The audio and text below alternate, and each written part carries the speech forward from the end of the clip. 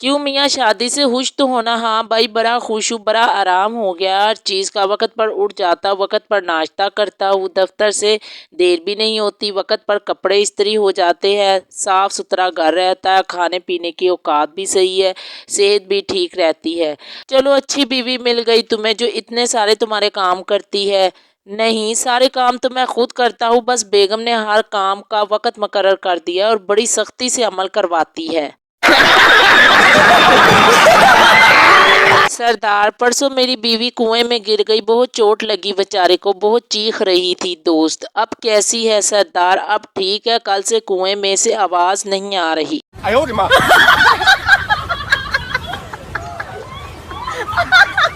American औरत, मैंने खामन से कहा आइंदा खाना तुम बनाओगे। पहले दिन उसने कुछ नहीं कहा, दूसरे दिन उसने रोस्ट किया। जर्मन औरत, मैंने खामन से कहा आइंदा घर की सफाई तुम करोगे। पहला दिन वो चुप रहा, दूसरा दिन पूरा घर साफ था। पाकिस्तानी औरत, मैंने उनसे कहा अपने कपड़े खुद धोया कर और अपने सब काम खुद किया करो। अगले दिन मुझे कुछ नज़र नहीं आया, दूसरे दिन भी कुछ नज़र नहीं आया, तीसरे दिन आँख की सूजन कुछ उतरी तो थोड़ा थोड़ा नज़र आया। मुझे बड़ी खुशी है, आज पहली बार मुख्तलिफ बीवियां अपने शोहर से लड़ते हुए। पायलट की बीवी, ज्यादा मत उड़ो समझे। टीचर की बीवी, मुझे मत सिखाओ, ये स्कूल नहीं है। डेंटिस्ट की बीवी, दांत तोड़कर हाथ में दे दूंगी। डॉक्टर की बीवी, तबीयत दुरुस्त कर दूंगी। एमबीए की बीवी, mind your own business. CA, ACCA, CFA, ICMA, CIMA शख्स की बीवियां, पहले पास तो कर लो बुड्ढे। शोहर, मैं गैर मुल्क जा रहा हूँ। बीवी, इंडिया जाओ तो साड़ी बेचना, दुबई जाओ तो ज्वेलरी बेचना, फ्रांस जाओ तो परफ्यूम बेचना। शोहर, अगर मैं दोज़ख में जाऊँ तो क्या बेचूं? बीवी, तो अपनी वीडियो भेजना, मुझे भी तो पता चले कि बीवियों को सताने वाले किस हाल में है।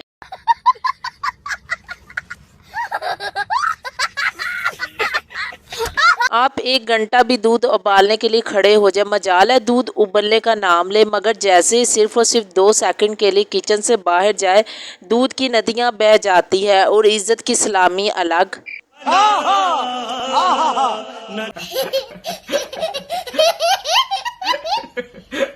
एक मच्छर कहीं जा रहा था, रास्ते में तूफान आ गया। मच्छर एक मोटे से दरख्त से लिपट गया। तूफान जाने के बाद मच्छर ने पसीना साफ किया और बोला, अगर आज मैं ना होंदा ते दरख्त ने डह जाना सी। लॉकडाउन और कोरोना वायरस के ऊपर होने वाली तहकीक से साबित हुआ है कि झाड़ू देते वक्त आगे की तरफ चलना होता है और पोछा लगाते वक्त पीछे की तरफ। मजा आया, और मैं ये जो मजा है हिंदुस्तान के हर व्यक्ति को देना चाहता हूं।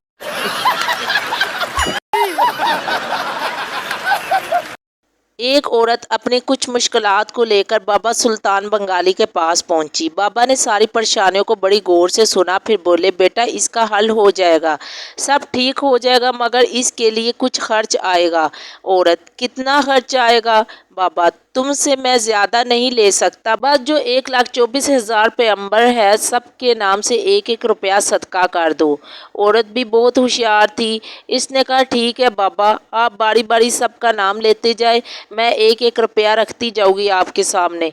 बाबा जवाब सुनते ही बेहोश हो गया।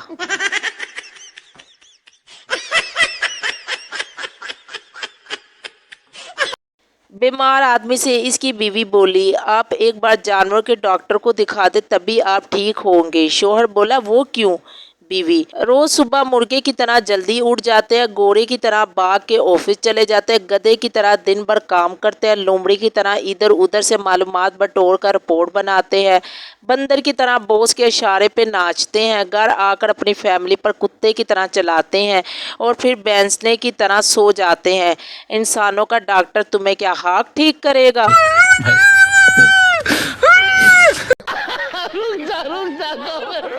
एक लड़की ने बस स्टॉप पे एक खूबसूरत लड़का देखा और इस लड़के के पास गई और बोली, आई लव यू। लड़के ने इस लड़की का दुपट्टा इसके सर पर रखा और बोला, बच्ची अच्छे काम करो, ये फजूल बातें छोड़ो, इश्क मोहब्बत प्यार में कुछ नहीं रखा, मैं तुम्हें एक कागज़ पर एक दुआ लिख कर दे रहा हूँ, इसे रोज़ाना रात को सोने से पहले पढ़ना। बस आई और लड़का चला गया।